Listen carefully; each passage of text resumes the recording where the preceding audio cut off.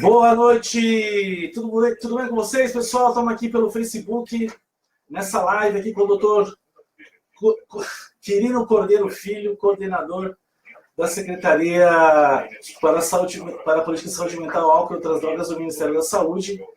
Estamos, daqui a pouquinho, já entrando ao vivo aqui pela Rádio 9 de Julho, já começando aqui a pedir que vocês vão compartilhando essa live para que mais pessoas possam nos acompanhar. Boa noite, doutor Quirino.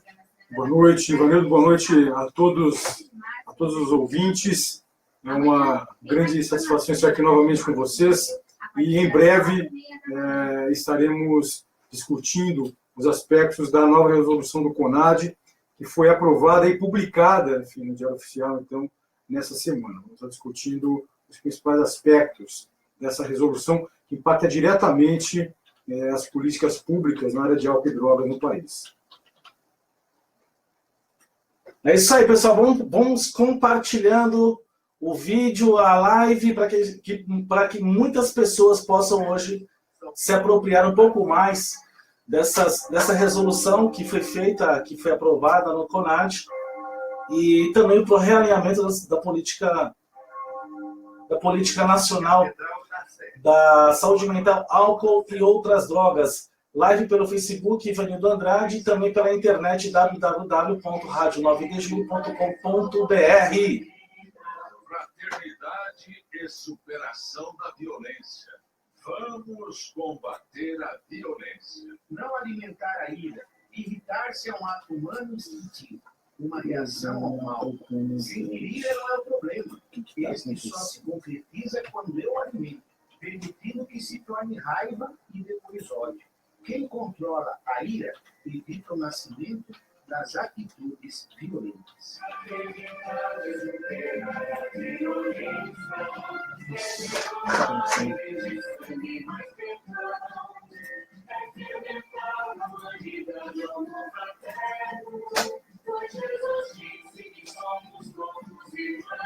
Vós sois todos irmãos. Rádio 9 de Julho e você, na campanha da Fraternidade 2018.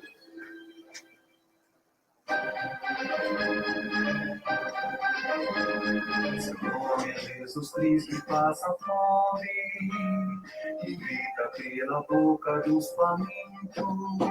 Entre nós está, e não o conhecemos. Entre nós está, e nós o desprezamos. Entre nós está, e não o conhecemos. Entre nós está, e nós o desprezamos.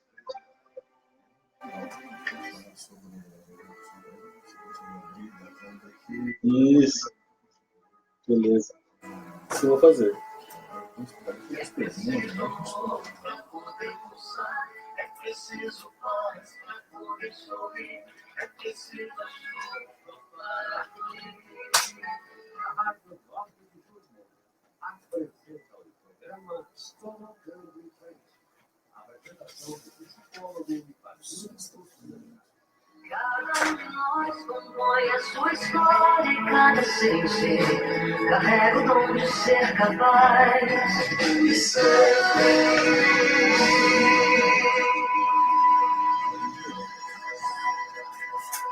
Boa noite, ouvintes da Rádio 9 de Julho. Boa noite, você, meu querido, minha querida ouvinte do programa Tocando em Frente. Estamos aqui mais uma vez com um programa que fala sobre dependência química. Eu sou o psicólogo Ivanildo de Andrade. É isso aí. Palmas para mim. Na mesa de som, Lucas Martins. Boa noite. Lucas tá triste. São Caetano, Rio de São Paulo. Que peninha! Louco, esse time só tá me dando tristeza, viu? Vamos, Aguirre, pela Santa Madrugada. A gente nesse time aí. Na produção do programa Sandra Catalano. Na direção do programa da programação da Rádio Cônico José Renato Ferreira. Entre em contato conosco pelo WhatsApp DDD 11 983719681. Repetindo, DDD 11 983719681. Assista o programa ao vivo pelo Facebook. Estamos lá, estamos aqui ao vivo, na live pelo Facebook, a live lá pelo Ivanildo Andrade, ou pela facebook.com/Tocando em Frente. Vai lá, assista ao vivo o programa, ajude até compartilhando essa live com seus amigos, né? Para que mais pessoas possam nos assistir. Ouça também o programa pelo site, né? www.radio9dejulho.com.br. Já mandando um abraço a todos que estão aqui conectados conosco pelo Facebook. Miguel Valadão, Patrícia Capelato, abraço do Everton e Patrícia, muito obrigado. Grande abraço para vocês também aí no Novo Horizonte. Marlete Luciano, lá de Santa Catarina, que bacana, você quer colher Itapema. Jane Xavier, Cristina Machado, lá de São Miguel Arcanjo, Valéria Felipe Machado, Suelma Campo Ferreira, de Botelhos, Minas Gerais. Olha que bacana, quanta gente assistindo. Berenice Viana, Francisco Soares, Toninho Bueno, Isabel Silva, Janete Braga, Claudete da Cunha, Claudevane Dias Alves, Esquadrão da Vida de Montes Claros, Minas Gerais. Olha só quanta gente bacana aí. Vamos lá, vamos compartilhando, divulgando o Facebook da Rádio 9 do programa Tocando em Frente para que todo mundo possa assistir. Estamos aqui hoje com a ilustre presença do Dr. Quirino Cordeiro Júnior, coordenador do Ministério da Saúde de Políticas para a Saúde Mental, Álcool e Outras Drogas. Vamos falar com ele hoje sobre essa resolução que foi aprovada no CONAD e sobre o realinhamento dessas políticas de drogas, como também a política nacional hoje de saúde mental, álcool e outras drogas. Boa noite, doutor Quirino. Boa noite, Ivanildo. Boa noite a todos os ouvintes do seu programa. É uma grande satisfação, uma grande honra estar aqui novamente com vocês. Agora, enfim, com a aprovação da nova resolução do CONAD, do Conselho Nacional de Políticas sobre Drogas, que realinha, então, as ações nesse campo no país. Eu gostaria de dizer já, inicialmente, que foi extremamente importante a sua participação, Ivanildo, a participação deste programa, das pessoas que o acompanham, na articulação, no envolvimento e na pressão para que essa resolução fosse aprovada. A resolução foi aprovada, então, na reunião do CONAD, dia 1º desse mês, né, e foi publicada agora, nessa semana, no dia 13, foi publicada no Diário Oficial. Daí, então, da importância, né, de estarmos aqui novamente, discutindo agora, então, a já aprovada resolução e os impactos, né, enfim, que nós desejamos, né, enfim, que ela traga, melhorando a assistência na área de dependência química em todo o país. Então, aproveito aqui mais uma vez para te agradecer, Ivanildo, e agradecer a todos os seus ouvintes que participaram efetivamente, mandando os seus manifestos, suas mensagens para os conselheiros do CONAD. Muito bom, obrigado, doutor Quirino.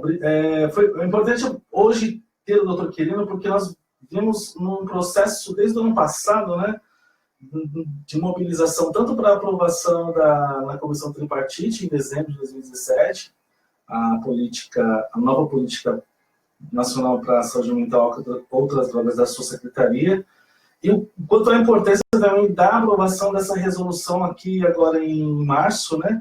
Porque são duas, assim, as duas vão ter que caminhar juntas, né, doutor Guilherme? Isso, exatamente. Então, o primeiro tópico, o primeiro ponto da resolução do CONAD, aprovada agora, então, é justamente esse que visa um realinhamento da política para que hajam, então, ações que se comuniquem entre a Política Nacional de Saúde Mental, aprovada, pactuada e publicada, como você mesmo disse, no final do ano passado, e agora, então, essa resolução do Conselho Nacional de Política sobre Drogas, que foi votada no dia 1º de março e publicado no Diário Oficial na semana passada. A ideia, então, o objetivo de estudo, né, dessas mudanças foi que, então, nós tivéssemos, então, um marco regulatório, né, diferente, mais apropriado, tanto na Política Nacional de Saúde Mental quanto na política nacional sobre drogas. Sensacional, isso aí. Hoje nós vamos falar sobre essa política, sobre essa resolução, detalhar um pouquinho mais. Você que está sintonizado conosco na AM1600, preste muita atenção, porque é de suma importância essa informação para você, porque para a sociedade se abre uma nova possibilidade, uma nova esperança de conseguir, de fato, acompanhamento e tratamento para os seus entes queridos que tenham alguma questão relacionada ao problema da saúde mental e à dependência química. Vamos fazer assim, vamos ouvir a vinhetinha da campanha do coração, Tocando o Coração, e voltamos já com o Dr. Quirino para iniciar a nossa entrevista.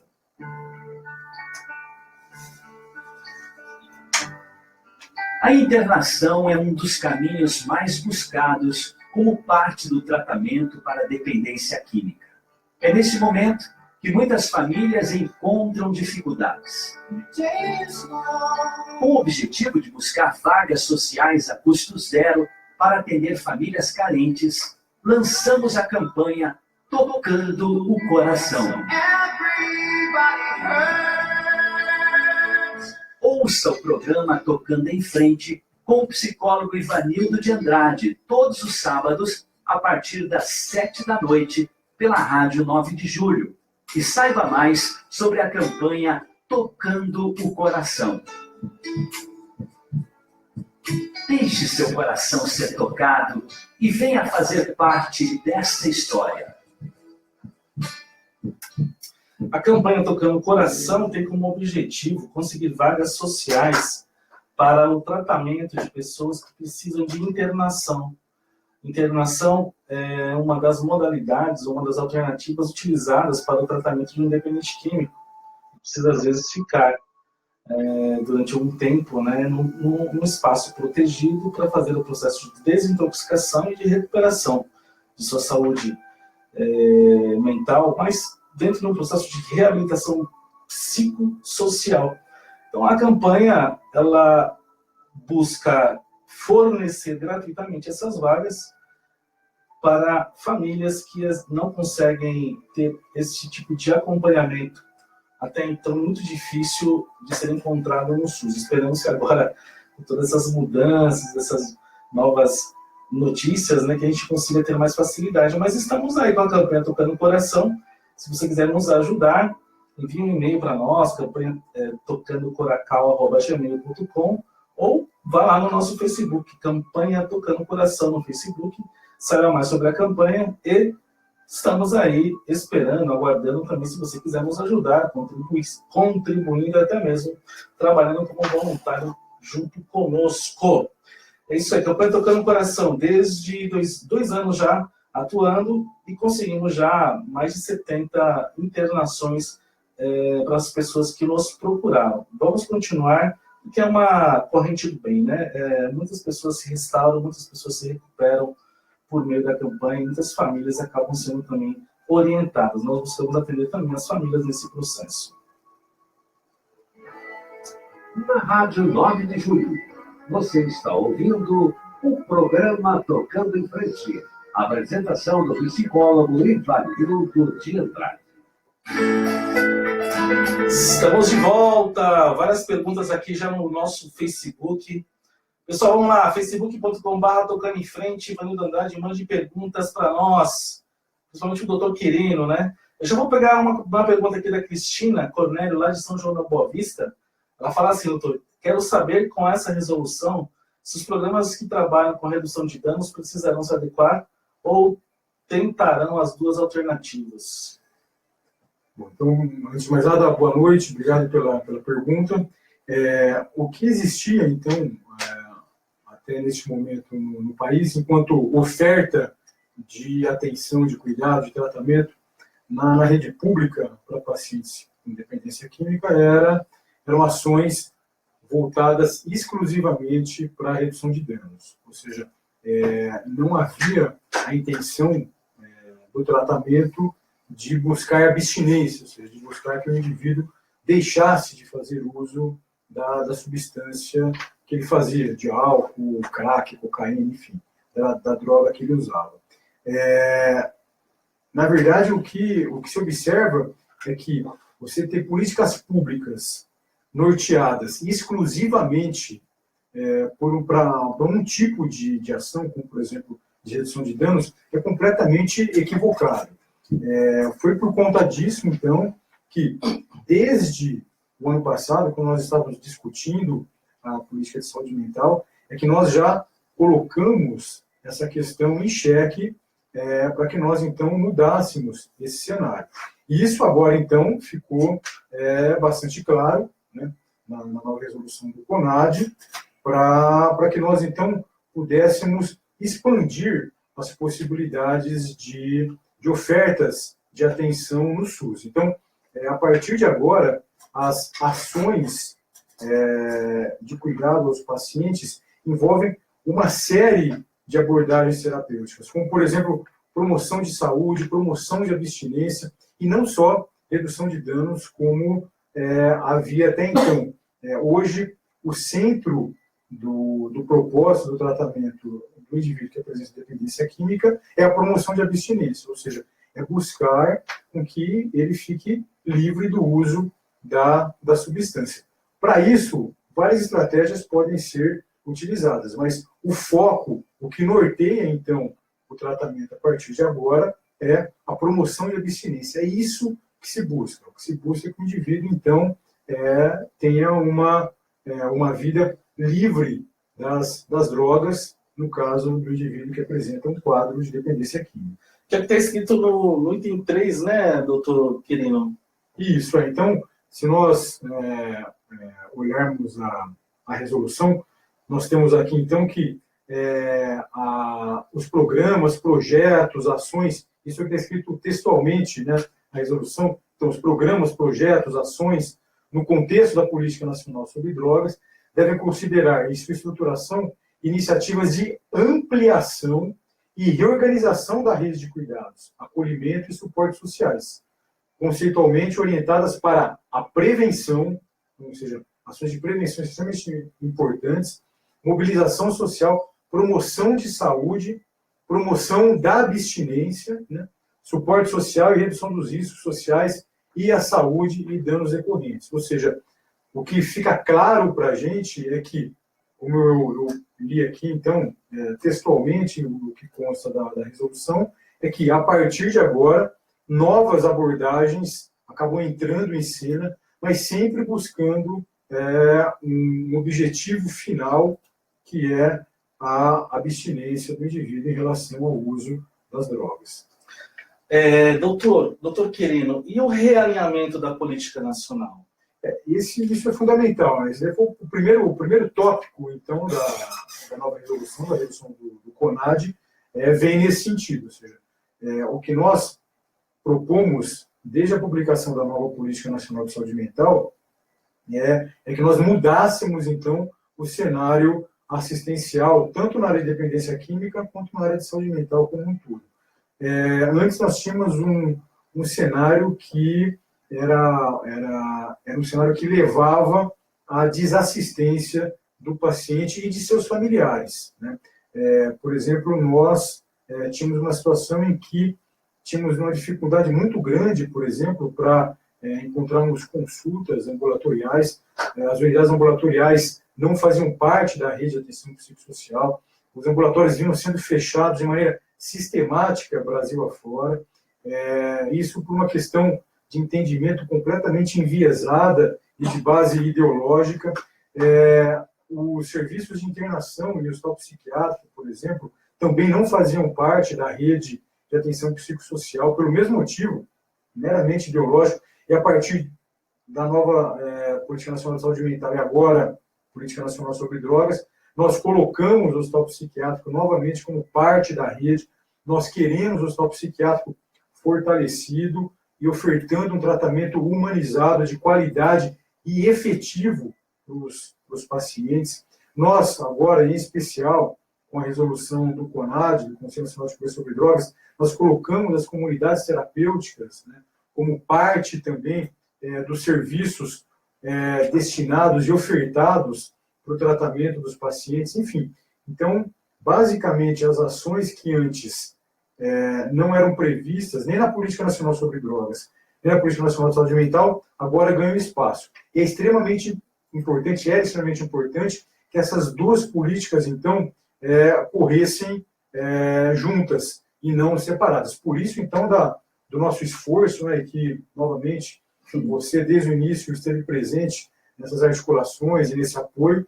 Então, daí o nosso esforço de alinharmos as ações das duas políticas, tanto de saúde mental quanto de álcool e drogas, para que nós tivéssemos, então, a possibilidade de, a partir de agora, então, nós pudéssemos ter marcos legais, né, para que nós pudéssemos, então, avançar na oferta de cuidados mais efetivos, né, e que respondam às necessidades dos pacientes. Porque o que a gente precisa mesmo, Ivanildo, é ter uma rede de atenção, de oferta de cuidados, de oferta de tratamento equilibrada. Que nós tenhamos serviços de base comunitária, ambulatórios, CAPs, enfim, que são extremamente importantes, né, para o tratamento dos pacientes, mas que tenhamos também situações de agudização do quadro, a possibilidade, né, o quadro mais complexo, de fazermos internação para que o indivíduo possa se recuperar e depois voltar para a sua família, voltar para a sua vida, enfim, para que ele possa ter um atendimento pleno, né, de acordo com as suas necessidades clínicas. Então, daí o esforço que nós tivemos para esse realinhamento das duas políticas. Tem uma pergunta muito interessante da Marlete, lá de Itapema, né? Ela fala assim, qual a postura que precisamos ter a partir desta nova resolução, onde o paciente grave de álcool ouve de um profissional que uma cervejinha ele pode tomar? Então, essa é uma situação que, infelizmente, aconteceu. Muitos profissionais, enfim, desavisados, mas amparados, né, pelos equívocos das políticas anteriores, acabam fazendo. Né? Então, essa situação é que agora nós vamos buscar fazer frente a ela. Um dos pontos, né, enfim, que constam aí, né, Ivanildo, da nova resolução, por exemplo, é a mudança que nós vamos implementar no material, né, enfim, destinado aos profissionais da área de saúde mental, da área de álcool e drogas, imediata alteração da nossa rede. Isso. Então, o que consta aí, por exemplo, eu vou ler aos ouvintes, então, imediata alteração dos documentos legais de orientação da Política Nacional sobre Drogas, em especial, né, aqueles materiais destinados à distribuição aos parceiros públicos e privados e à população em geral. Porque é isso, né, Marlete, o que você mesma constatou aí. O que acontecia é que o governo federal, tanto a Secretaria Nacional de Política sobre Drogas quanto o Ministério da Saúde, baseando-se, então, nessa ideia equivocada, enfim, exclusiva de redução de danos, que levava, então, materiais com esses conteúdos para os nossos profissionais. Isso, então, a partir de agora vai mudar, nós passaremos a ofertar para os nossos profissionais da rede outras orientações que não essa, por exemplo, que você acabou de nos passar. Recentemente, nós tivemos acesso a um material produzido no CAPS AD lá de Criciúma, onde eles ensinavam, assim, como usar a droga da melhor forma possível, né? Com carreirinhas bem feitas, com uma cedinha de qualidade. Esse tipo de material não vai mais existir, né, doutor? Não, esse tipo de material é inconcebível, né? É inconcebível que nós ofertemos esse tipo de material para os nossos pacientes com quadros de dependência química. A orientação, então, que o Ministério da Saúde e a Senad passa a fornecer, então, agora para os nossos profissionais da rede de atenção psicossocial é completamente diferente disso. Isso, a partir de agora, é inaceitável para a gente. Doutor, pensando um pouco nessa questão da mudança, né? Como é que fica essa questão da legalização das drogas? Qual é o posicionamento do governo a partir de agora? Esse é um ponto também, né, Valerio, um ponto central, um ponto crucial nesse momento. O Brasil tem na sua população uma posição majoritariamente contrária à legalização das drogas no país. Isso é claro.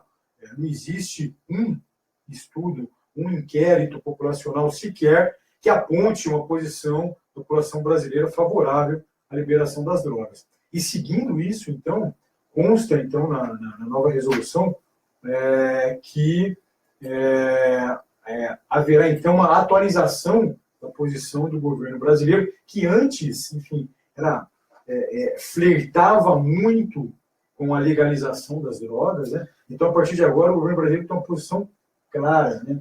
Contrária à liberação. E baseando-se, né, enfim, no desejo da população. Novamente, eu não conheço nenhum inquérito populacional, nenhuma pesquisa que tenha sido feita, mostrando uma posição contrária, uma posição favorável da população brasileira em relação à legalização das drogas. Então, baseando-se nisso, e se a gente levar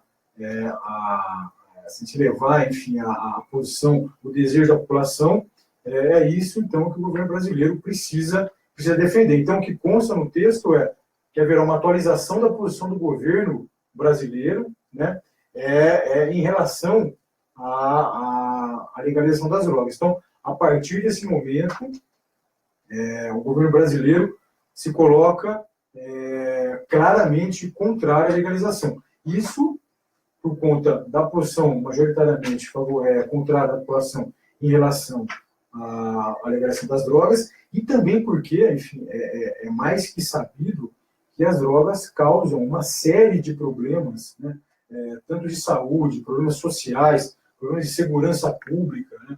Então, é inconcebível que o governo viesse a manter esse flerte, né, enfim, que vinha mantendo com posições favoráveis à liberação das drogas. Tem um órgão, uma instituição no Brasil, chama Plataforma Brasileira de Política sobre as Drogas, inclusive representaram o Brasil lá na ONU Gás. Levaram e eles, de alguma maneira, se posicionavam, diziam que o Brasil estava se posicionando a favor da legalização.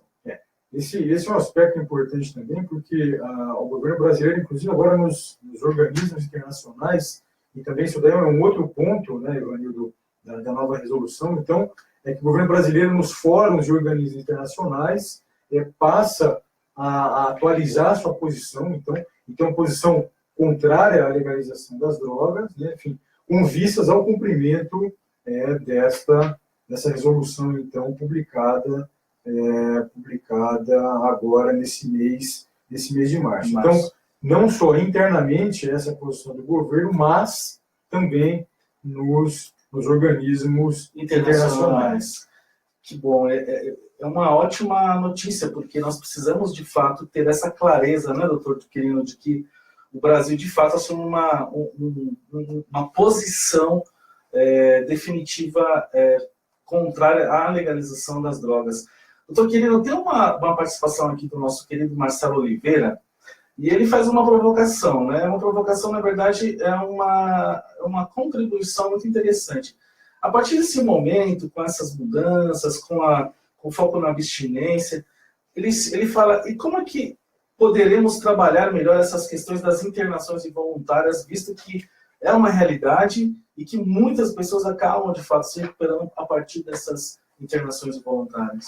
Então, Marcelo, boa noite. Em relação à sua questão, no Brasil já existe um marco legal, né, que trata dessa questão, que é a Lei 10.216, publicada no ano de 2001.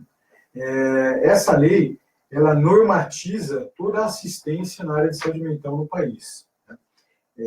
Inclusive, então, normatiza as ações no tratamento e cuidado na área de dependência química. E essa lei, a Lei 10.016, coloca, então, três modalidades de internação no país. A primeira delas é a internação voluntária, aquela que o indivíduo, então, concorda e aceita o que lhe é proposto, ou ele mesmo voluntariamente busca a internação.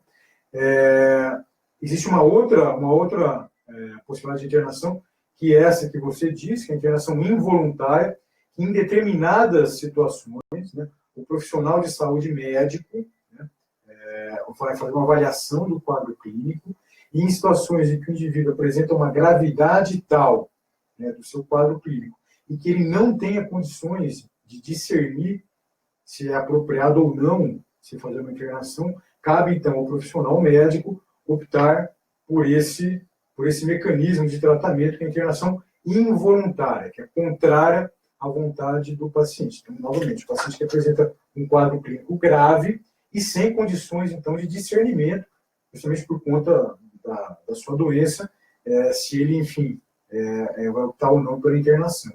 Existe uma terceira modalidade de internação regulada pela Lei 10.016, que é a internação compulsória, que é aquela, então, que acontece a mando do juiz, a autoridade judicial. Então, são essas três modalidades de internação, a voluntária, a involuntária e a compulsória.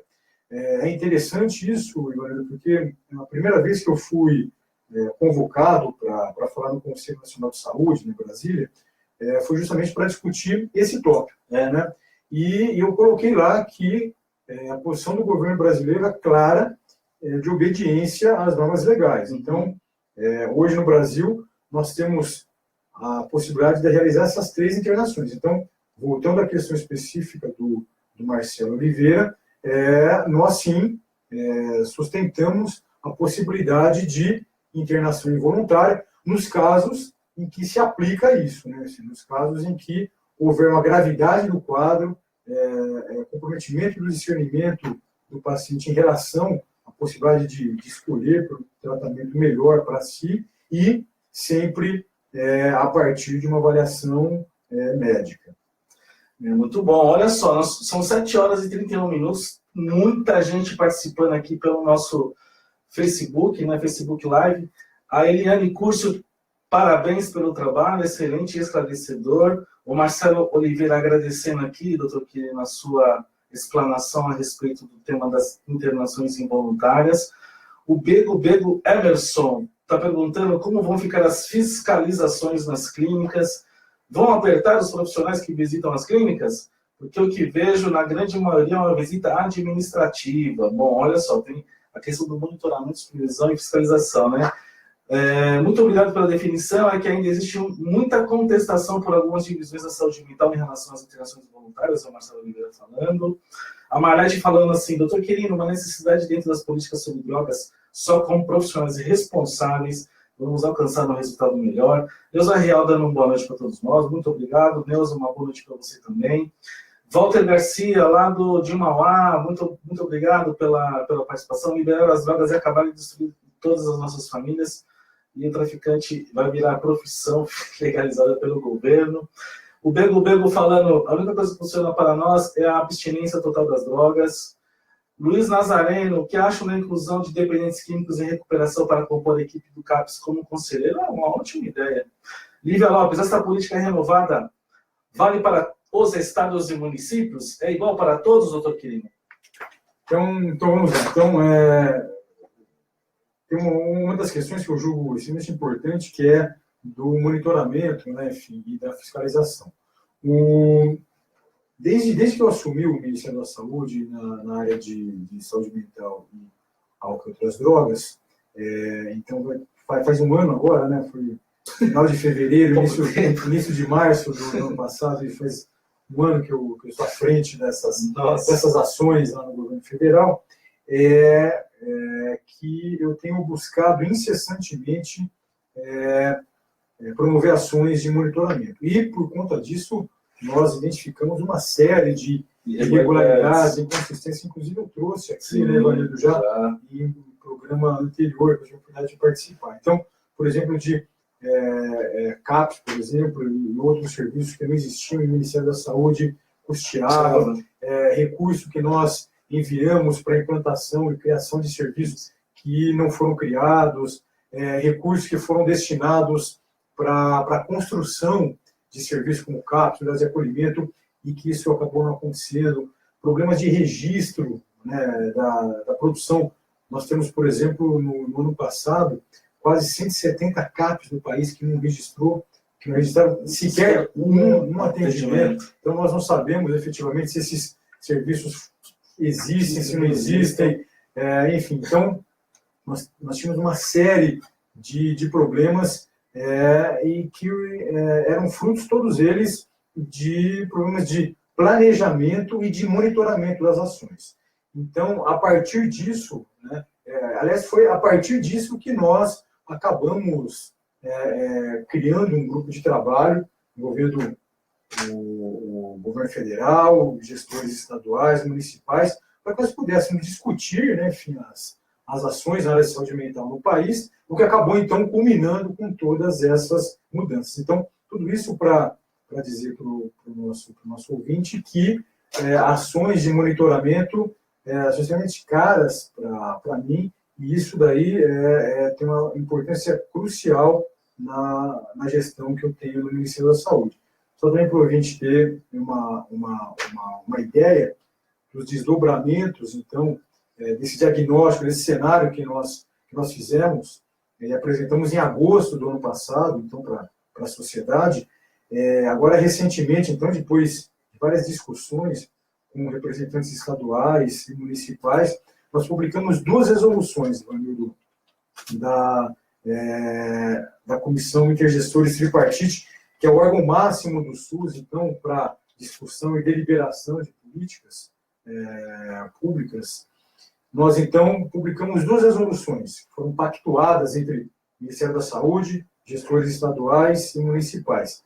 A resolução número 35 e a resolução número 36. A resolução número 35, então, vai fazer com que gestores estaduais e municipais que receberam recursos e que não utilizaram, que devolvam esse recurso para o governo federal. E a resolução 36 vai fazer com que, então, gestores estaduais e municipais que não registrarem, que não informarem o que estão fazendo com o dinheiro público lá na ponta, também vão ter esse recurso de financiamento de serviços suspensos. Até, então, que deem satisfação e prestem contas do que estão fazendo com o dinheiro público. Então, a moralização da gestão pública é uma marca que nós estamos tentando imprimir lá na coordenação.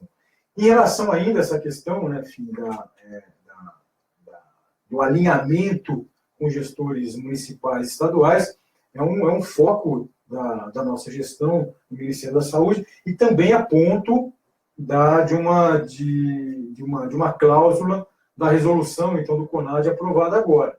Então, o que diz lá é que o fortalecimento do Sistema Nacional de Políticas Públicas sobre Drogas deve considerar a descentralização das ações e a atuação conjunta e integrada com órgãos gestores estaduais, ou seja, mostrando a necessidade do poder público estar alinhado nas ações, porque também não adianta, né, nós termos mudado a política, né, em nível federal, né, uma política nacional, se lá na ponta os gestores públicos, tanto estaduais quanto municipais, não se alinham a essa mudança. Então, desde Brasília, nós estamos trabalhando, né, enfim, com esses gestores, para que nós, então, alinhemos também as ações com eles. Agora, uma coisa que é importante, então, aqui, né, Ivanildo, já deixar claro, é importante que a população, né, e os órgãos que representam a população, conselhos, né, acompanhem e façam cumprir isso. Exatamente. Então, os conselhos municipais, estaduais, de saúde, de política sobre drogas, que acompanhem isso efetivamente. É muito importante, de fato, os conselhos têm um papel essencial na pulverização, na implementação dessas políticas que estão sendo modificadas, né, lá em Brasília. Por isso que hoje eu estou buscando muito falar sobre isso, né, sobre os conselhos municipais, os conselhos estaduais, da importância deles, porque eles devem ser os representantes do povo, né, da população. Eles devem se pronunciar a respeito das necessidades da população. São nos conselhos estaduais e municipais que nós temos essa voz. Então, os conselhos municipais de saúde e de álcool e outras drogas precisam também fazer esse trabalho de ajuda na implantação dessas políticas aqui na ponta. Vou fazer o seguinte, vou fazer um pequeno intervalo para os comerciais, né? E já voltamos. Na Rádio 9 de Julho, você está ouvindo o programa Tocando em Frente. Apresentação do psicólogo Ivanildo de Andrade. Olá, amigos, aqui quem fala é o Adriano Barbiero. Estamos na quaresma, tempo forte de conversão da igreja, marcado por jejum, oração e esmola. Eu quero fazer um convite para você, para que possamos realizar nossas atitudes e buscarmos cada vez mais a Cristo. Porque é importante trazer isso para dentro, né? Essa mensagem, Esses convidamos já você a foram. ajudar. Sim, você pode ser um evangelizador conosco. Precisa Venha fazer parte da família dos amigos que ajudam a manter os meios de comunicação da nossa igreja de São Paulo. Ligue agora mesmo. 3932-5593. 3932-5593. até porque existe uma dificuldade grande desse pessoal quando precisa se entrar na questão da política, mas enfim, é uma questão deles. Imediata reorientação dos mecanismos de apoio e fomento à produção científica. Acho que isso também é importante. Não sei se dá alguma pergunta aqui, vou ver se eu passo se adequa a isso. Mas deve comprar talvez as ações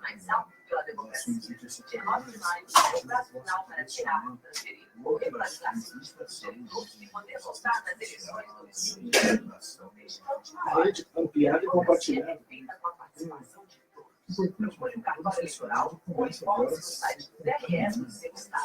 Doutor Quirino, aquilo que a gente fala, parar de ficar esperando, é atuar. Não adianta, você pergunta, eu vou estar fazendo uma coisa lá em cima, achando que embaixo vai chegar para mim, não tem que mexer aqui embaixo. Se eu não mexer aqui embaixo, não vai resolver. A gente vai ter gente no caminho querendo.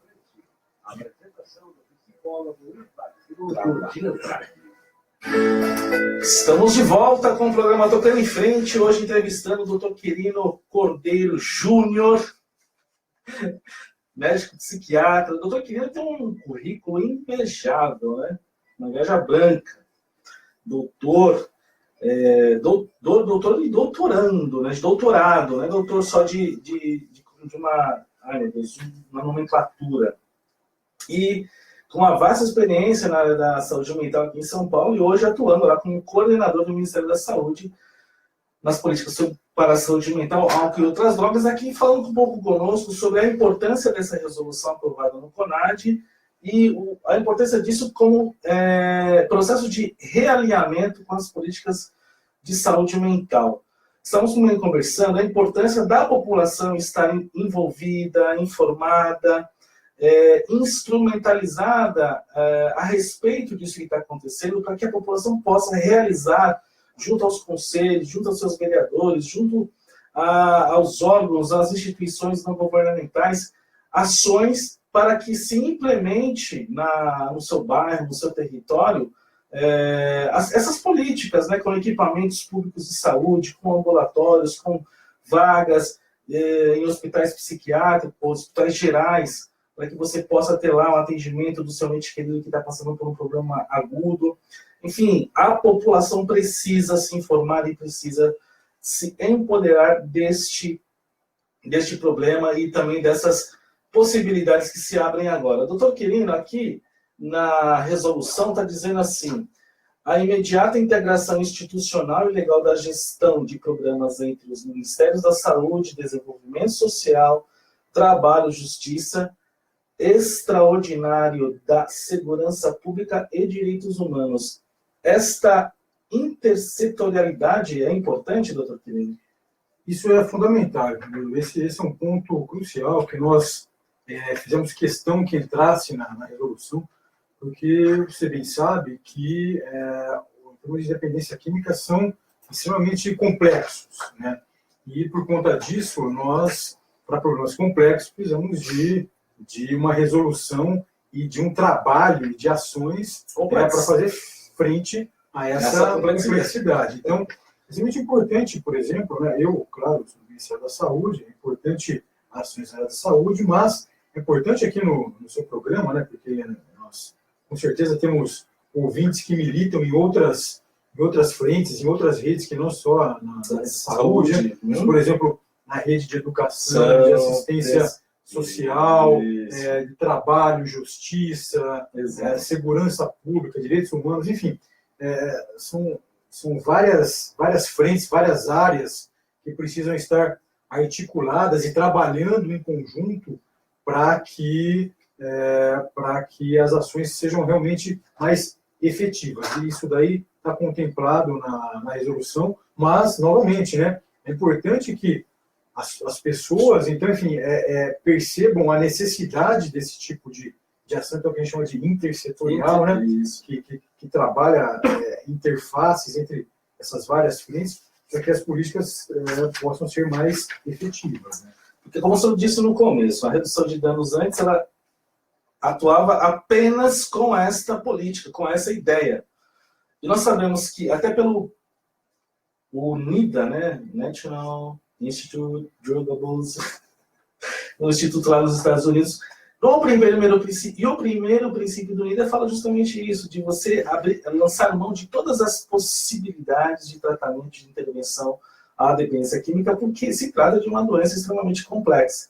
Para isso, precisamos, então, de toda essa multidisciplinaridade, essa intersetorialidade. Isso é o que a gente tem buscado, né, Ivanildo, desde que estamos discutindo essas questões da reorganização da assistência na área de saúde, é que nós tenhamos uma rede de atenção psicossocial equilibrada, né, e que possa dar atenção ao paciente, aos seus familiares, de acordo com as necessidades que eles apresentam. Então, o que é importante, Ivanildo, deixar claro para a população é que, a partir de agora, a nossa ideia é que a política pública se adeque às necessidades do paciente, não o contrário.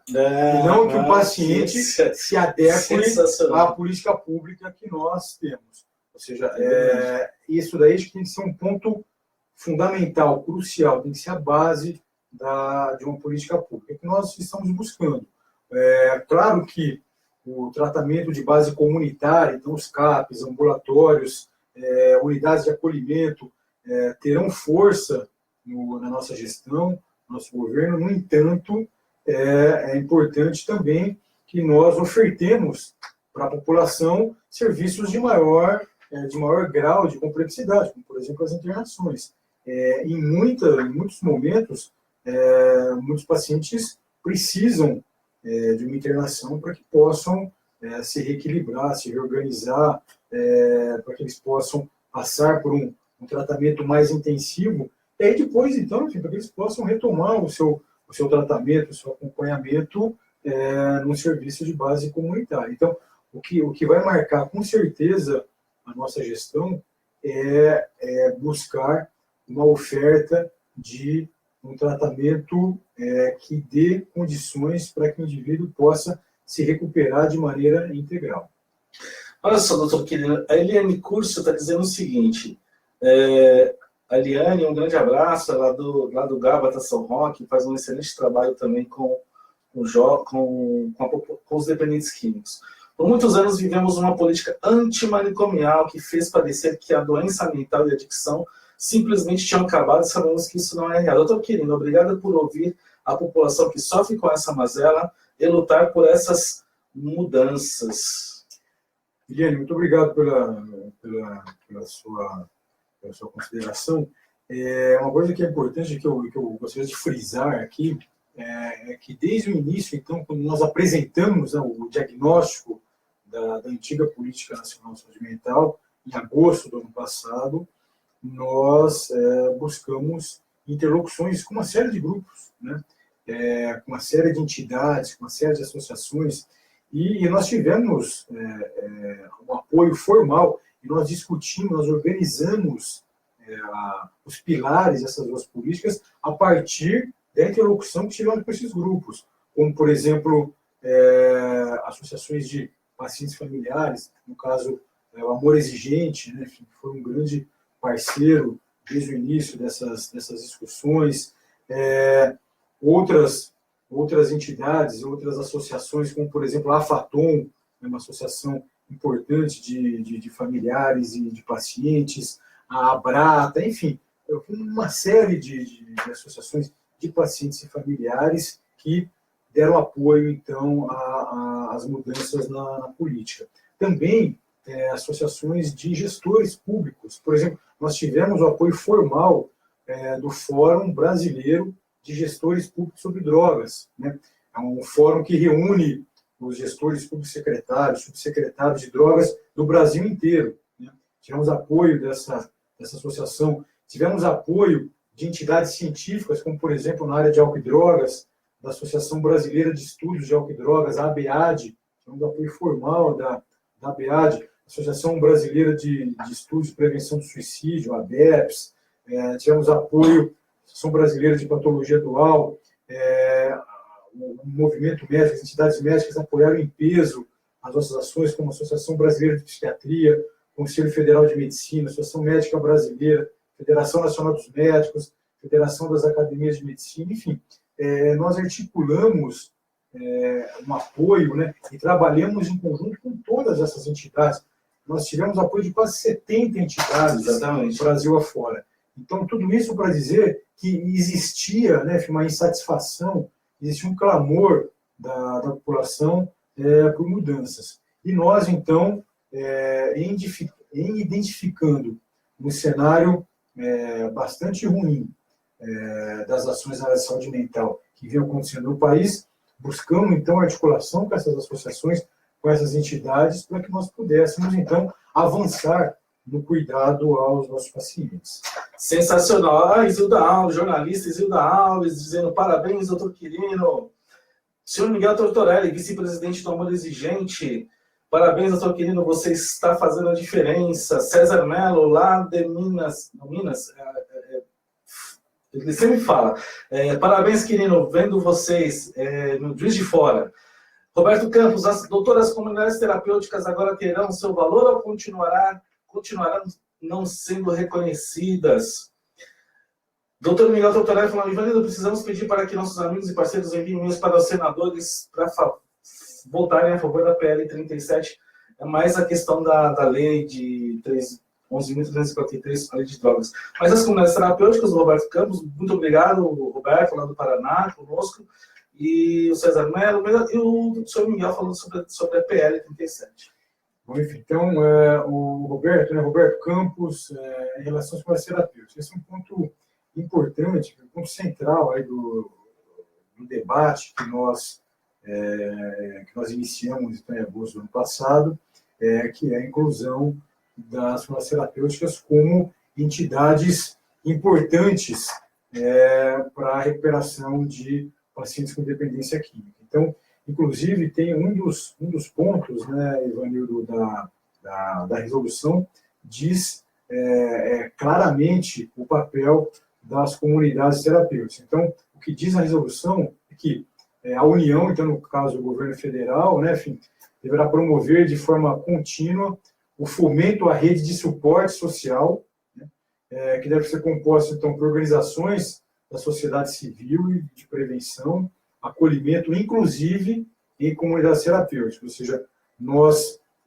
buscamos incluir textualmente as comunidades terapêuticas no corpo, no texto da resolução, por conta da importância que nós identificamos dessas entidades no acolhimento e no cuidado e na recuperação dos pacientes com dependência química. O que precisa ficar claro, Ivanildo, aqui para a nossa população, eu quero frisar isso, é que nós precisamos, como poder público, como governo, ofertar para a população uma gama, né, distinta de possibilidades de intervenção terapêutica. Porque um paciente, por exemplo, pode se beneficiar de um tratamento no CAPS, um tratamento de um ambulatório. Já um outro paciente vai acabar se beneficiando de uma internação ou de um acolhimento, uma parte terapêutica, ou seja, as necessidades e demandas são complexas e são diferentes, né? Às vezes, para o mesmo paciente, em um momento do seu quadro clínico, ele vai se beneficiar de uma abordagem. Em um outro momento, ele vai se beneficiar de outra. Ou seja, então, cabe ao poder público não excluir, mas somar possibilidades de ofertas de cuidado, de tratamento, para que a gente possa ter a possibilidade, como eu já disse anteriormente, de que a política pública se adequa às necessidades dos pacientes. E não o contrário, não o paciente ter, enfim, que se adequar à parca oferta de cuidados, em especial do que vem acontecendo anteriormente. Essa frase do senhor foi sensacional. Essa vamos ter que replicar. A Regiane Santos, lá da Bahia, dizendo que agora eles precisam fazer a implementação dessas políticas lá no estado da Bahia. Grande abraço, a Regiane Santos, que é da Rafatom, não é? Exatamente. A Regiane, ela tem um papel importante, enfim, na mobilização social e na luta pelos direitos dos pacientes, dos familiares lá na Bahia, juntamente com a doutora Miriam Gorender, com a doutora Sandra Peu. Enfim, nós temos colegas muito importantes, enfim, nessa luta. Na Bahia, o vereador César Leite, enfim, são pessoas bastante envolvidas em todo esse processo. Então, aí vai o meu reconhecimento, meu abraço, meu agradecimento a vocês. Doutora Sandra Peu estará conosco aqui no próximo sábado, para uma entrevista aqui conosco, lá da Bahia. Grande abraço, tá, Regiane Santos? Quero mandar um abraço especial para o Júlio Eduardo Santos. Grande abraço para você, meu irmão. Tamo junto. A galera tá lá ouvindo o programa e aqui admirado, muito feliz com o doutor Quirino. O doutor Quirino digamos, conquistando o povo aqui. Todo mundo amando a entrevista e achando o doutor Quirino sensacional. Precisamos de pessoas como o doutor Quirino. Precisamos mesmo. Uma meia dúzia de doutor Quirino, uma meia dúzia de Quirinos lá no Ministério da Saúde, a gente teria um grande apoio para esses nossos programas aqui no Brasil. Anderson Amaral, parabéns pelo esforço e por toda essa conquista. A Neuza Real traz uma questão interessante. A ideia é boa, mas a maior dificuldade é não ter hospitais psiquiátricos para internação. Ela fala do Rio de Janeiro. E o atendimento de emergência para resgate? Essas questões são fundamentais, né? Ou seja, nós temos no país uma situação de diminuição gradativa e irresponsável de leitos para o tratamento de pacientes com transtornos mentais e de dependência química no país. Nós tivemos o fechamento indiscriminado de leitos psiquiátricos no país. O Brasil hoje é o país com as menores taxas de leitos para internação de pacientes no mundo. Isso, obviamente, que reflete... Do mundo? Do mundo. Isso reflete, obviamente, nos grandes problemas que temos. Por exemplo, aumento de taxas de suicídio no país, aumento de população de rua, que, por exemplo, transtornos mentais graves, alta prevalência de indivíduos com transtornos mentais nos cárceres, né, nas cracolândias, ou seja, nós temos vários problemas no Brasil que estão relacionados, que são frutos dessa política equivocada. A partir de agora, então, o Ministério da Saúde, o canal Política de Saúde Mental, coloca o hospital psiquiátrico como membro, como um ponto de atenção específico, tanto o leito de saúde mental no hospital geral, quanto o leito de psiquiatria no hospital psiquiátrico especializado, fazem parte da rede de atenção psicossocial hoje, da RAPS. Então, hoje o que o governo brasileiro quer não é mais fechar o hospital. Se o hospital está ruim, a gente não tem que fechar. A gente tem que qualificar esse hospital para que ele possa ofertar um serviço de qualidade para a população. Foi o que a Lívia perguntou. Fecha ou não é fechar, né, doutor? Fecha ou não, melhora. E é isso que tem que ser cobrado do poder público. Ou seja, se na sua cidade tem um serviço de má qualidade, isso não só de hospital, isso é de CAPS também. A gente tem evidência assim, de uma série de serviços de CAPS, por exemplo, com má qualidade. Isso, por exemplo, eu falei lá no Conselho Nacional de Saúde, quando estive lá. Ou seja, se a política for essa, identificar um serviço que está funcionando mal e fechar, ou seja, a gente vai, então, ter um problema sério aqui, né? Porque a gente tem outros tantos serviços funcionando mal e que nós temos o que fazer com que esse serviço funcione bem e não fechá-los. Sensacional. Pessoal, é o seguinte, falta só um minutinho para as 8 horas. Nós vamos ter que encerrar o programa aqui pela rádio, pelo Dial AM 1600. Mas se o doutor Quirino puder, nós queremos mais uns minutinhos aqui pela live no Facebook. Então, fique aí pela live no Facebook, que nós continuaremos a entrevista aqui no estúdio da Rádio 9 de Julho. Muito obrigado a todos vocês que estiveram aí antenados, sintonizados conosco. Fique agora com o programa Cidadania e Meio Ambiente, com o padre João Henrique. E em seguida com o programa Caravela do Fado, com o padre Armênio Nogueira. Até sábado que vem, um ótimo domingo, uma excelente semana. Sábado que vem, doutora Sandra Peu, aqui no programa Tocando em Frente, representando o pessoal lá da Bahia, os profissionais da área da saúde mental lá da Bahia. Muito obrigado a todos vocês. Uma boa noite. Agora nós estamos livres dos microfones. Pessoal, continuamos aqui ao vivo pelo programa Tocando em Frente, agora só pelo Facebook com o Dr. Quirino. E continuando, né, a fala do Dr. Quirino sobre essa questão da qualidade dos espaços, dos equipamentos, né, Dr. Quirino? Sim. Essa é uma questão fundamental, Ivanildo. O que nós buscamos, novamente, eu repito aqui, é a qualidade de assistência para a população. E nós buscamos a qualidade em todos os pontos de atenção, em todos os serviços da rede de atenção psicossocial.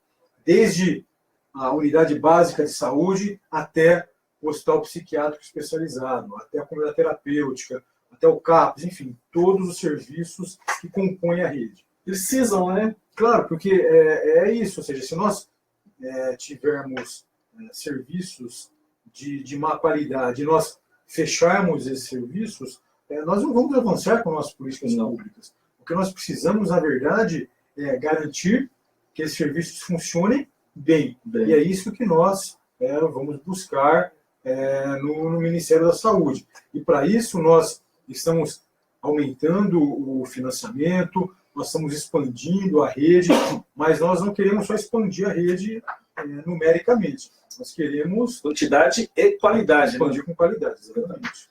Quantiquali. Exatamente. Quantiquali. Doutor Quirino, no realinhamento do PNAD, deve-se considerar a formalização da rede nacional.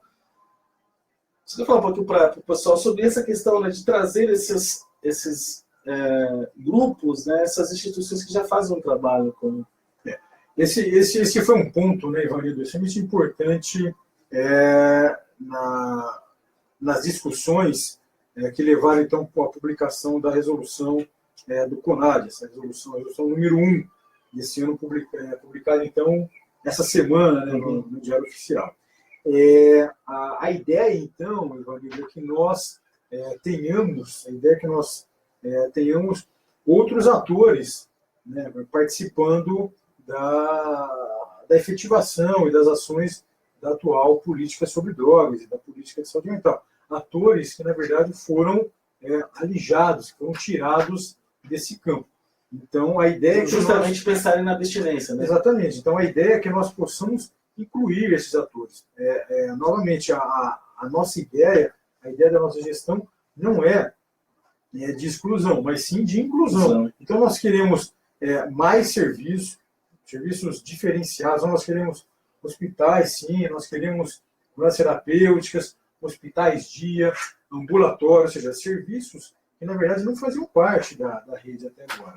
Agora, em contrapartida, diferente do que vem acontecendo, a gente não vai excluir serviço. Então, por exemplo, nós vamos manter e qualificar os CAPs, as unidades de acolhimento, os serviços de residencial terapêutico, os leitos de saúde mental, hospital geral, ou seja, a nossa ideia é melhorar o que já existe, incluir outros pontos de atenção e fazer com que todos esses serviços tenham qualidade.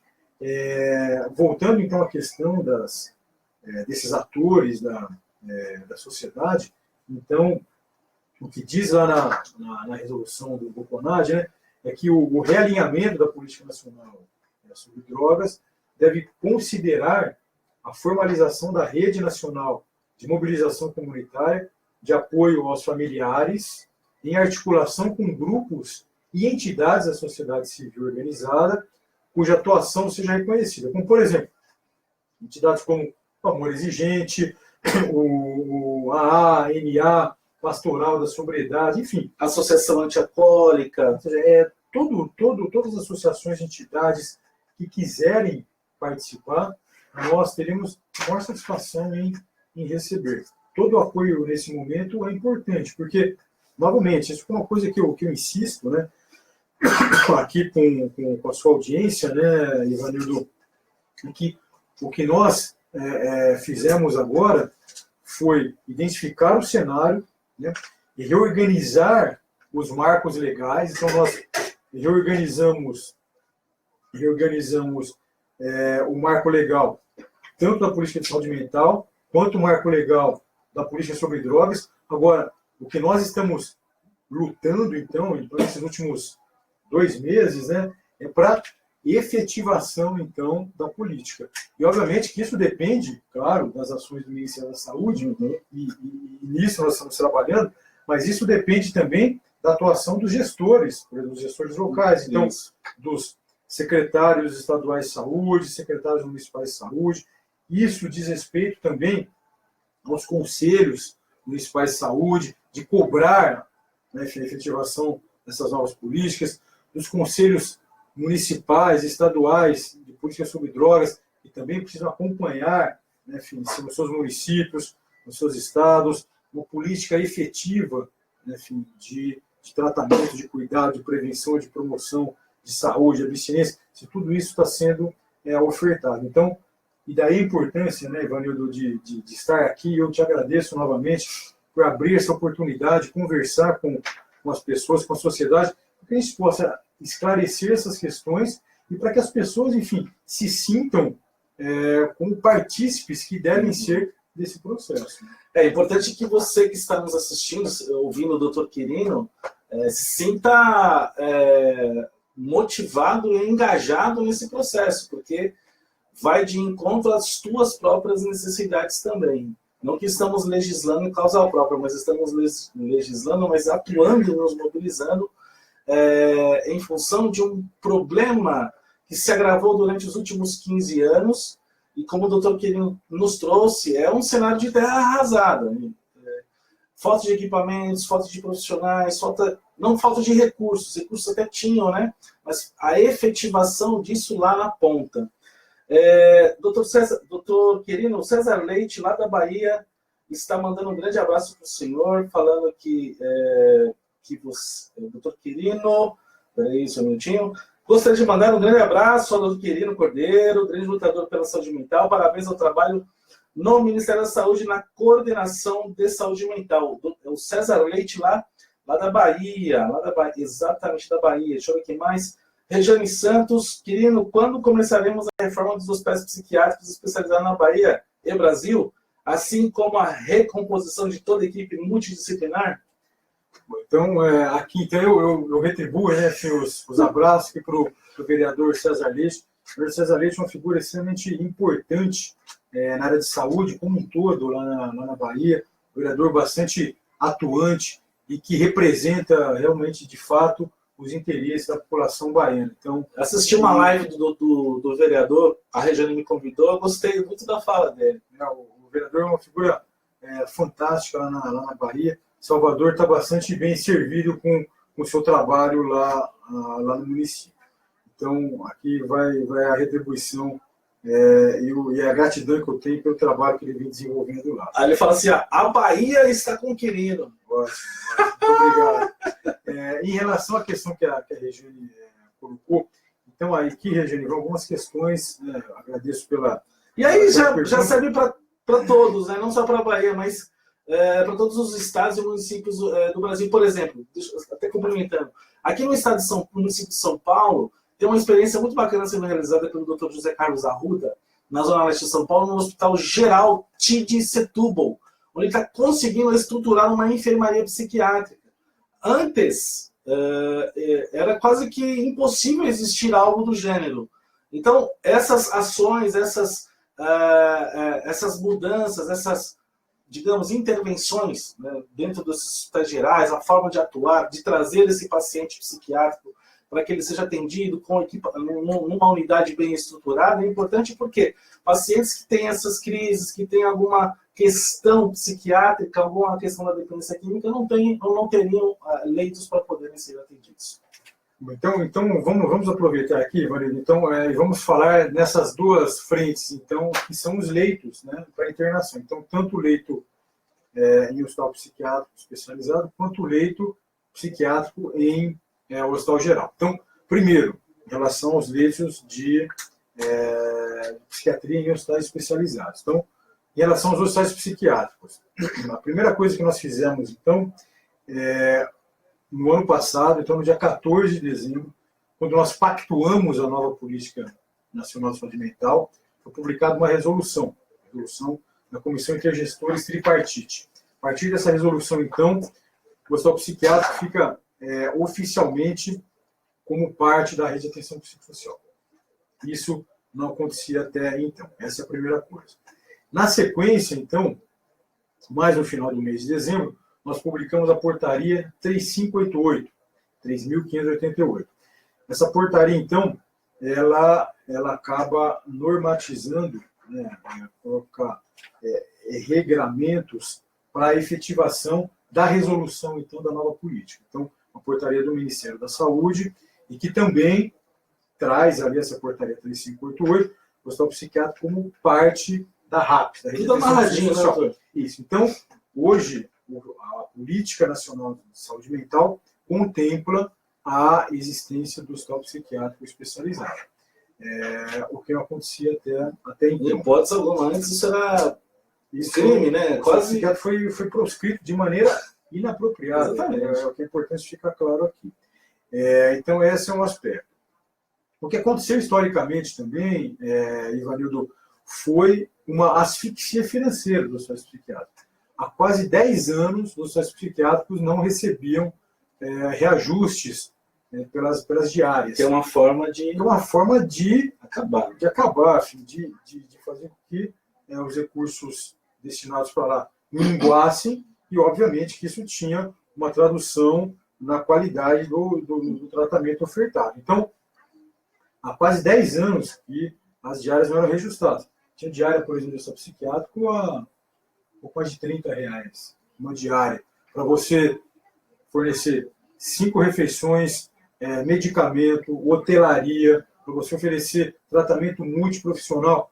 Eu estive essa semana num evento, semana passada, no evento no CREMESP, Conselho Regional de Medicina aqui de São Paulo, e eu fui questionado lá, por um conselheiro, em relação à qualidade do hospital, ele cobrando, foi um questionamento interessante, porque primeiro ele cobrava a qualidade, e depois ele veio questionar por que a gente tinha aumentado a diária, que foi o que a gente acabou fazendo. E aí eu falei para ele, olha, se você conseguir ser diretor de um hospital, recebendo R$35 pela diária, e ofertar serviço de qualidade, olha, acho que vai ter um monte de hospital querendo te contratar para ser diretor. Então, uma outra coisa que a gente fez para a qualidade ao atendimento foi, na verdade, reajustar o valor da diária.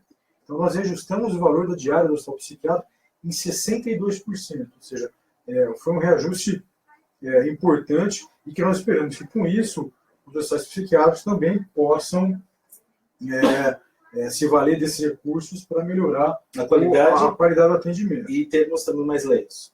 Então, e aí, a outra questão, que nós também estamos trabalhando nessa frente dos hospitais psiquiátricos, fazendo uma avaliação do Programa Nacional de Avaliação dos Serviços Hospitalares, que é o PNAH. O PNAH era uma avaliação que tem sido feita dos hospitais psiquiátricos e que, se os hospitais psiquiátricos tinham uma má avaliação do PNAH, esse PNAH, então, indicava o hospital psiquiátrico o descredenciamento do SUS. O que, na verdade, é um equívoco. Se o hospital está ruim, ao invés de você descredenciar do SUS, você precisa, na verdade, melhorar a qualidade do hospital. Né? E o que a gente... Choque de gestão. E o que a gente tem recebido, Ivanildo, é bom ficar claro aqui, a gente tem averiguado essas questões, que a gente tem recebido são muitas denúncias de irregularidades na condução do PNAH. Inclusive, por exemplo, aqui em São Paulo.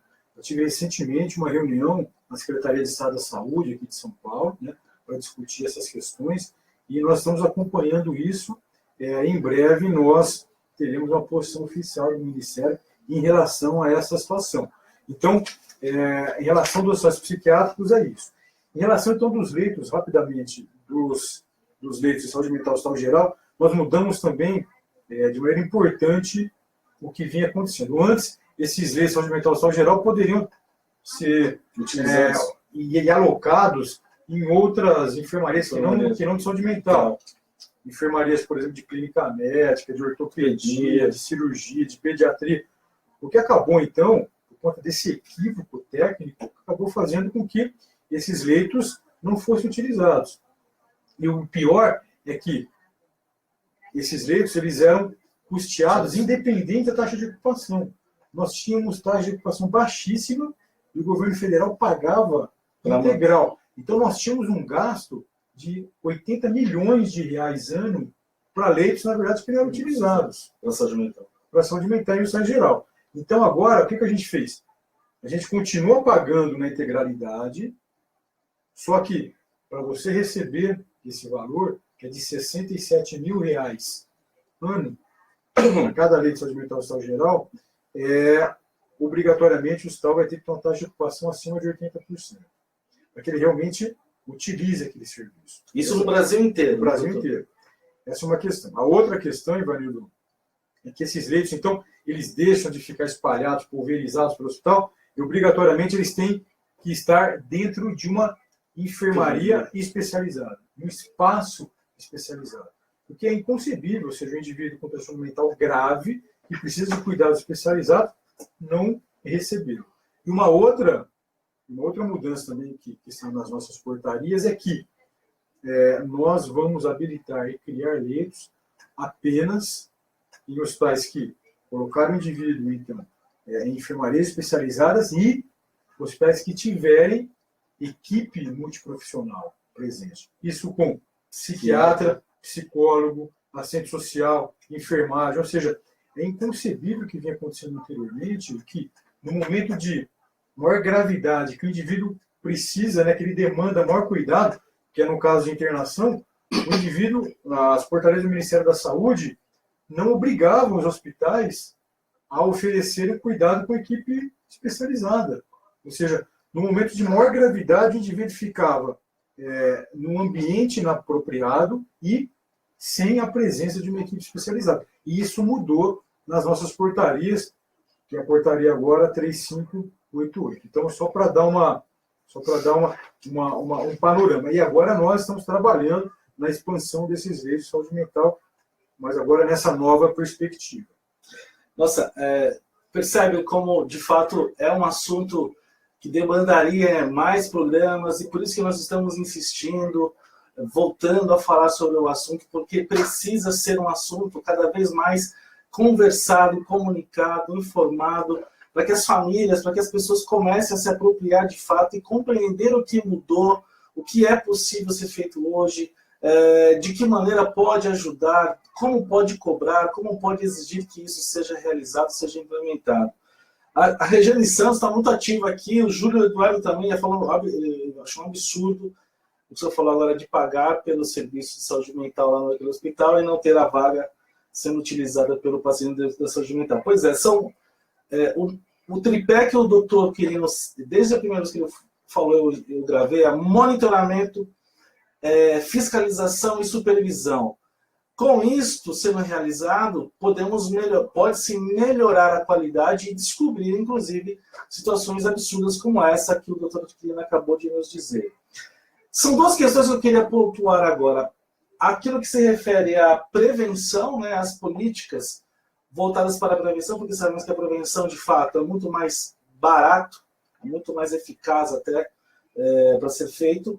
E também o que a Regiane falou sobre o processo de desinstitucionalização sem causar desassistência. Então vamos lá pela política de prevenção. Então, nós tínhamos no Ministério da Saúde 3 programas de prevenção na área de álcool e drogas. Tínhamos um programa chamado Elos, outro chamado Famílias Fortes e outro chamado Tamo Junto. Esses 3 programas eles são baseados em programas internacionais que fora do Brasil funcionavam bastante bem. Esses programas foram traduzidos e adaptados para a realidade brasileira. A grande questão é quando eles foram efetivados aqui no Brasil, os resultados foram muito ruins, em especial no Tamo Junto. O que acabou acontecendo é que nesse processo de tradução, de adaptação cultural, por questões de entendimento da equipe que fez isso, acabou deslocando muito a versão brasileira da versão que foi desenvolvida fora do país. Então, basicamente, essa versão brasileira, ela guarda muitos poucos pontos de similaridade com a versão internacional. Isso por uma questão ideológica, porque as pessoas que fizeram o trabalho de tradução e adaptação aqui tinham uma concepção, enfim, equivocada do que seria um processo de prevenção. Então, no caso do programa Tamo Junto, por exemplo, os adolescentes que participavam do programa acabaram não só não tendo um resultado satisfatório na prevenção, como pelo contrário.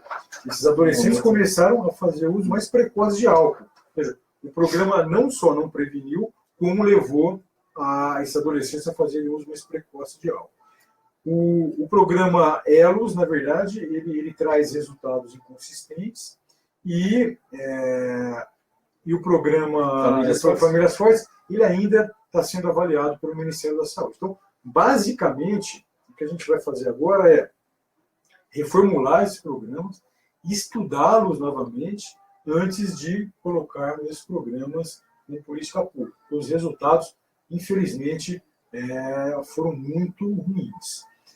O Ministério da Saúde também está com ações na área de prevenção do suicídio.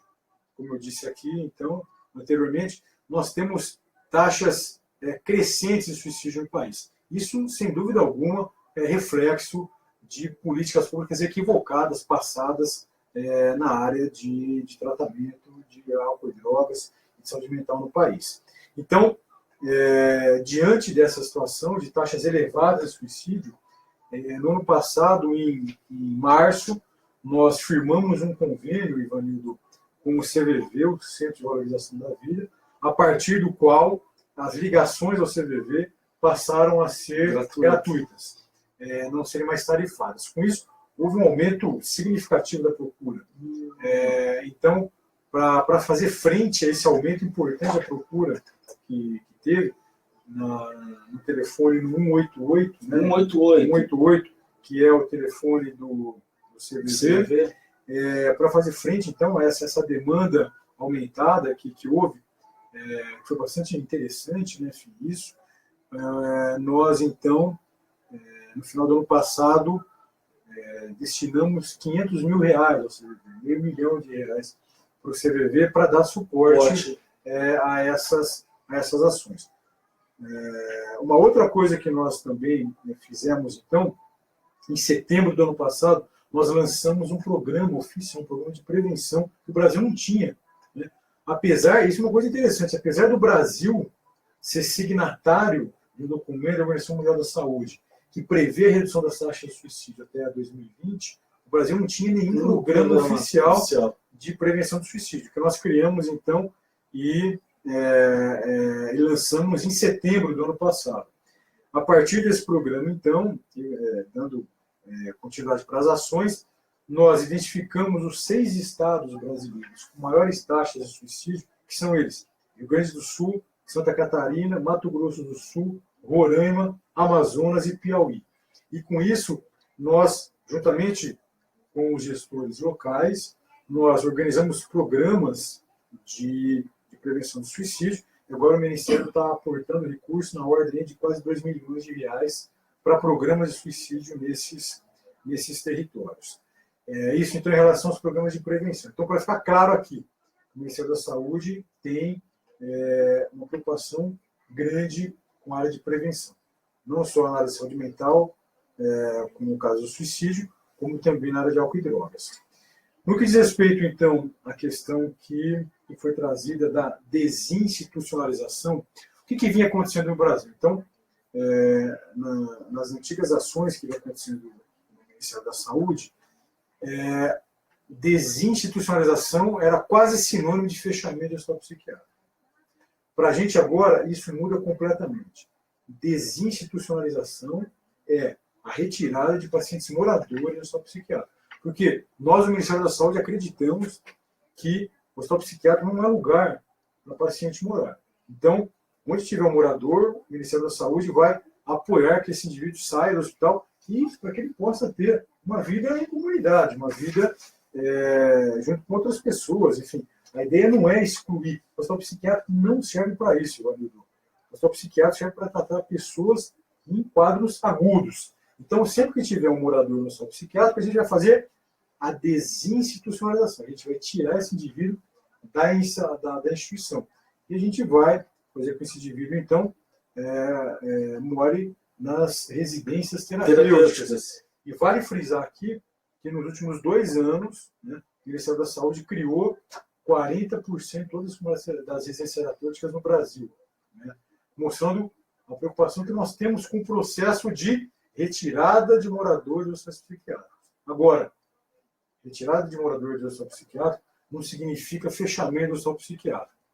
Isso daí é um ponto central na nossa política. Desinstitucionalização, sim.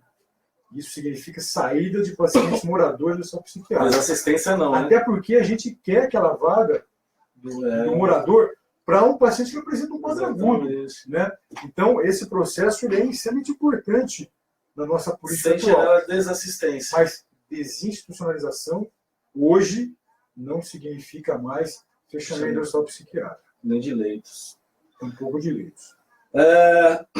O Claudevani está dizendo que ele é voluntário do CVV lá em Minas Gerais, em Montes Claros. Ótimo. Prazer. A Neuza Real dizendo suicídio é consequência de não haver políticas públicas para atendimento psiquiátrico.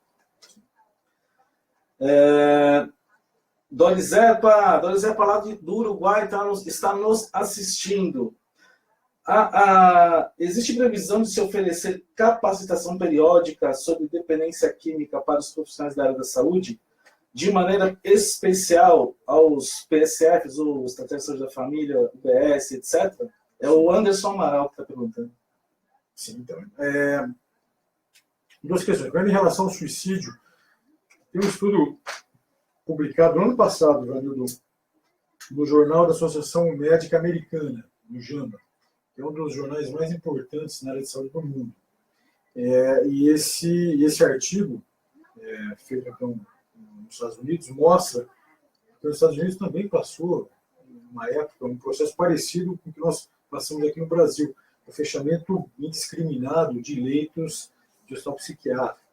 E esse artigo fez uma correlação bastante interessante entre fechamento de leito de hospital psiquiátrico com o aumento de taxa de suicídio.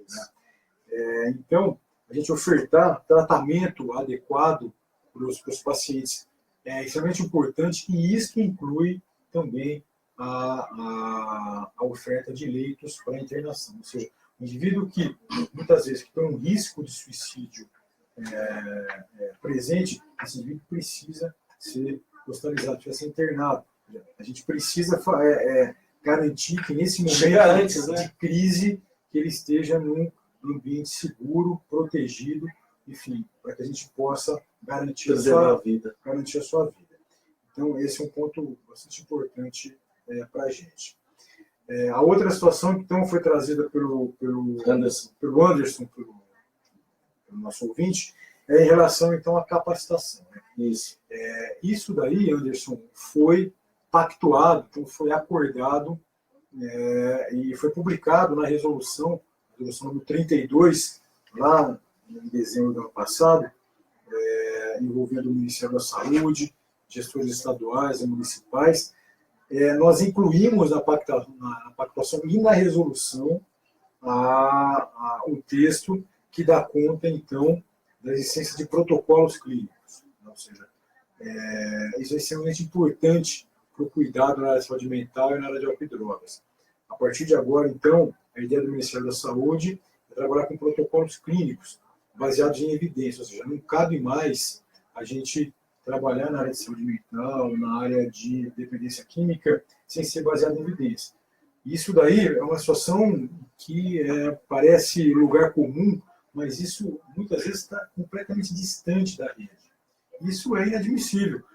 Isso acontece só na área de saúde mental. Porque, por exemplo, a gente está conversando aqui, se eu tiver um ataque cardíaco, tomara que isso não aconteça aqui, mas, enfim, eu espero que vocês me levem rápido para o pessoal mais próximo aqui do estúdio.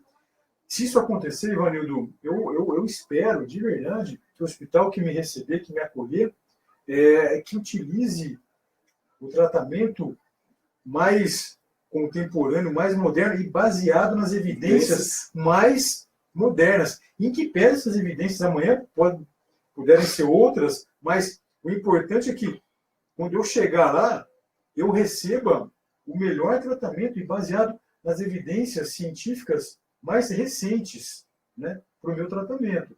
Agora, se eu espero que isso aconteça comigo, por exemplo, se eu tiver um infarto, se eu sofrer um acidente de carro, se eu quebrar minha perna, por que eu não espero que isso aconteça se eu apresento um quadro de dependência química, se eu apresento um quadro de esquizofrenia, de depressão? Então, é importante que protocolos clínicos sejam a base do atendimento. É claro que cabe, na verdade, você individualizar o atendimento, mas você precisa ter um norte para que isso aconteça.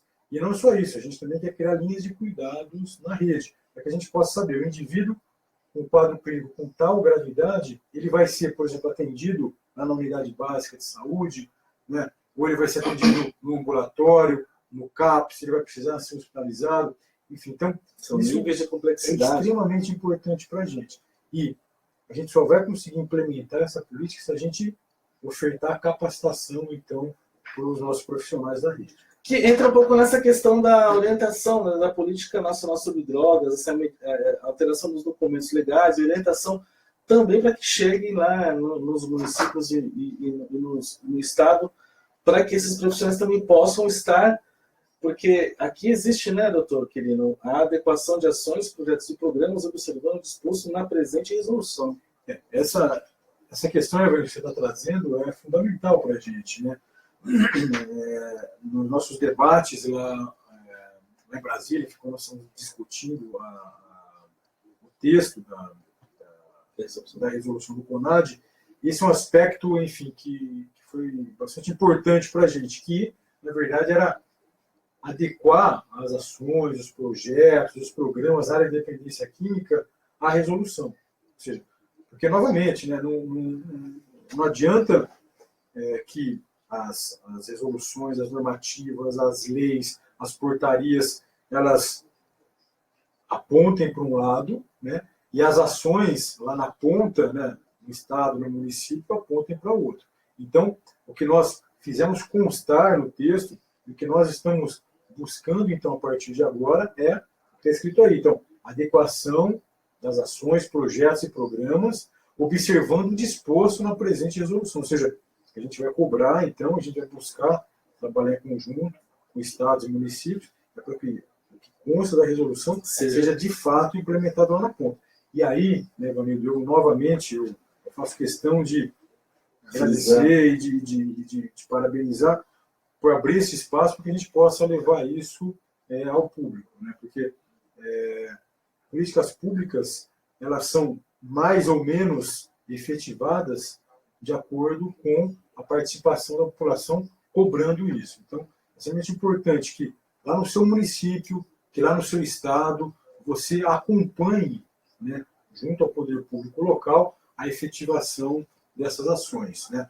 Você que faz parte dos conselhos, você que faz parte de associações, da sociedade civil organizada, é extremamente importante a sua participação nesse processo. Só assim a gente vai conseguir, de fato, efetivar as ações lá na ponta. Doutor Quirino, pessoal, nós vamos ter que encerrar aqui por hoje. Acho que já tomamos bastante tempo do doutor Quirino. Tem uma pergunta do senhor Miguel Tortorelli aqui. O que o senhor acha dessa mudança na saúde no município de São Paulo? O município de São Paulo, eu antes de ir para Brasília, né, eu tive a satisfação de participar do início das ações do programa Redenção, né, aqui em São Paulo. Eu acabei ajudando na organização inicial desse programa, mas aí, enfim, eu tive a oportunidade de ir para Brasília, eu acabei indo para lá. As ações que estão sendo implementadas hoje aqui em São Paulo, e eu espero que isso continue, né, elas estão sendo bastante interessantes. Ou seja, foram abertos leitos de internação para pacientes dependentes químicos, coisa que na gestão anterior, na gestão do Fernando Haddad, foram fechados. Ou seja, nós tivemos o fechamento, Ivanildo, na gestão anterior do município aqui de São Paulo, nós tivemos o fechamento de todos os leitos municipais de psiquiatria. É um absurdo total, exatamente. E na gestão agora, então, do atual prefeito Dória, esses leitos, então, foram reabertos, né? Como, por exemplo, no Hospital Cantareira, enfim, outros tantos hospitais aqui, que têm recebido pacientes vindos da Cracolândia. É extremamente importante, enfim, as ações que o governo do município tem tentado fazer em parceria com o governo do estado, com o programa Recomeço, programa Recomeço que tem ações extremamente efetivas no tratamento de pacientes com dependência química. Um outro ponto importante também, Ivanildo, nas ações do programa Redenção aqui do município de São Paulo, foi a desestruturação do programa de braços abertos, cujas ações eram extremamente ineficientes.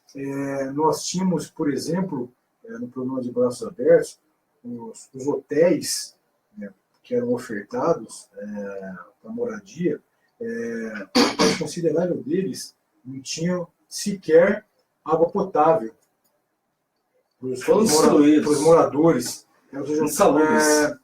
Eram condições, isso eu estou falando porque eu tive a oportunidade de visitar as condições de habitação desses hotéis eram terríveis. Ou seja, não existia possibilidade de você utilizar aquelas estruturas para ofertar moradia de qualidade mínima para as pessoas. Né?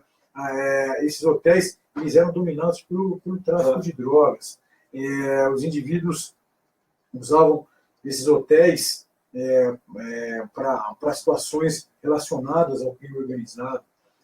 Fora o que eles pegavam retiravam dos prédios, né? Torneiras, vasos sanitários, começaram a... Os prédios eram simplesmente, eles foram depenados. Isso. Uma outra situação, por exemplo, que simplesmente fazia com que os dependentes recebessem dinheiro para utilizar drogas, que era um programa de varrição de ruas. Né? Ou seja, primeiro, porque os indivíduos não varriam rua. Né? Eles simplesmente apareciam lá para pegar o dinheiro no final do mês. Não existia nenhum tipo de controle, nenhum tipo de acompanhamento dessas ações que aconteciam dos indivíduos terem que varrer as ruas da cidade. Isso aí simplesmente servia para que dinheiro fosse aportado para sustentar o tráfico de drogas na região. Essa que era a realidade. Então, foi bastante importante essas ações, porque todos esses programas eles eram desvinculados com a necessidade de tratamento. Ou seja, você simplesmente pegava um indivíduo com dependência química, colocava o dinheiro na mão dele e não ofertava mais nada de cuidado. E acreditava que ele parou. Ou seja, você com isso acreditava que realmente seria melhorar a qualidade de vida. Ou controlar o uso. Né? Controlar o uso, ou seja, então o governo Dória teve a coragem de enfrentar essa situação. Eu espero, então, que a partir de agora, que os resultados começaram a aparecer com a diminuição de indivíduos circulando pela Cracolândia. Então, eu espero, na verdade, que essas ações elas se solidifiquem. Né? Do Ministério da Saúde, eu estou bastante próximo, mantendo um contato bastante grande, não só com o governo estadual, mas também com o governo municipal aqui, abrindo, né, as possibilidades de parceria e, enfim, esperando que essas ações que foram efetivadas, que elas se perpetuem e que elas avancem. Sim. Isso é extremamente importante, que essas ações não parem por aqui. É só o começo, né, doutor Quirino? É o que nós esperamos. É só o começo. Temos muito trabalho a fazer. Dorizer, para lá do Uruguai, buenas noches, muy buena informação para nós outros. Muito obrigado, Doris. Estamos juntos aí no Uruguai. O negócio também não está muito fácil, não, mas enfim. Aqui no Brasil a gente está começando a fazer um trabalho muito bacana nesse sentido. Para encerrar, vou colocar aqui uma mensagem da Neuza, lá do Rio de Janeiro. Doutor Quirino, é um bom começo. A sua boa vontade Mas vamos aguardar ações concretas para famílias em desespero que não sabem aonde recorrer. Que sua gestão tenha frutos positivos. Saúde mental, psiquiatra, CAPES deveria ter atendimento psiquiátrico 24 horas. Inclusive, foi abordada essa possibilidade em programa anterior. CAPES 4. Exatamente. Então, o que nós criamos, então, uma nova modalidade de CAPES para o Brasil, com financiamento robusto, né? Ou seja, para o CAPES 4, a ideia de financiamento do Ministério da Saúde é de R$400 mil mês, né? Para o CAPES AD4. É um CAPES que vai funcionar 24 horas, com presença de médico 24 horas, para ofertar um atendimento para situações de urgência e emergência, como situações de intoxicação aguda por drogas, situações de abstinência, para dar suporte para regiões com altas taxas de dependência química e situações de cena de uso de droga, como as cracolândias. Com esse tipo de serviço, então, que nós já abrimos a possibilidade de financiamento, nós esperamos agora, então, nos próximos meses, né, nós esperamos criar, enfim, uma série de serviços no Brasil, que é justamente para atender essa demanda que a ouvinte nos traz. Ou seja, a gente ter serviço com a oferta de atendimento robusto, efetivo, com presença de profissionais capacitados 24 horas para a população. Já tem algum CAPES 4 em operação, doutor? Em operação ainda não. Na verdade, nós publicamos. Desculpa. Nós vamos a portaria agora. É verdade, faz 2 meses. Né? Mas é importante isso, porque nós precisamos ter essa urgência, porque os nossos problemas são graves. Né? Então, demanda reprimida. Exatamente. Então, basicamente, o que a gente fez? Então, só para o público entender, nós publicamos a primeira portaria da nova política, dia 14 de dezembro. Aí, no finalzinho do mês, a gente publicou a portaria que vai operacionalizar isso, inclusive operacionalizar o CAPES AB4, que é essa portaria que eu falei, é 3588. Nós publicamos isso no finalzinho do ano passado. Agora, a gente estava trabalhando no Ministério da Saúde a adequação da plataforma do sistema, em que os gestores municipais e estaduais podem pedir um novo serviço, porque o gestor estadual, municipal, solicita para o Ministério da Saúde qualquer serviço via um sistema, né? Tem uma plataforma que faz essa gestão, que chama SAIPS. Então, agora faz mais ou menos umas 2 semanas, a gente acabou de organizar o SAIPS para que os municípios e estados peçam, então, os novos serviços, e nós agora estamos recebendo os pedidos. Estão chegando os pedidos. Agora começa a chegar os pedidos. Então a gente agora... Só que não é pastel de carne nem de queijo, né, doutor? Demora. Isso. Agora a gente recebe os pedidos, avalia, então, os pedidos. Estando tudo certo, a gente aporta um recurso de incentivo, ou seja, primeiro a gente dá um dinheiro para que o município, então, possa criar o serviço. Uma vez criado o serviço, então, a gente precisa avaliar se esse serviço está adequado, e aí a gente habilita.